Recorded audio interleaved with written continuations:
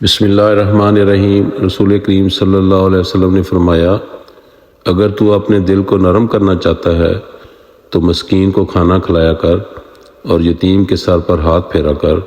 مسند احمد۔ حضرت محمد مصطفیٰ صلی اللہ علیہ وسلم نے فرمایا، بہترین خیرات وہ ہے جسے دینے پر آدمی مالدار ہی رہے، اور ابتدا ان سے کرو جو تمہاری نگرانی میں ہیں، جن کے کھلانے پہنانے کے تم ذمہ دار ہو۔ صحیح بخاری۔ رسول کریم صلی اللہ علیہ وسلم فرمایا، کسی کے عیب تلاش نہ کرو، اس لیے کہ جو شخص اپنے مسلمان بھائی کے عیب ڈھونڈتا ہے اللہ تعالیٰ اس کا عیب ڈھونڈتا ہے، اور اللہ تعالیٰ جس کے عیب ڈھونڈتا ہے اسے رسوا و ذلیل کر دیتا ہے، اگرچہ وہ اپنے گھر کے اندر ہو۔ سنن ترمذی۔ استغفر اللہ۔ رسول کریم صلی اللہ علیہ وسلم فرمایا، بندہ اس وقت تک اللہ تعالیٰ کے عذاب سے امن میں رہتا ہے جب تک اللہ تعالیٰ سے استغفار کرتا رہتا ہے۔ مسند احمد۔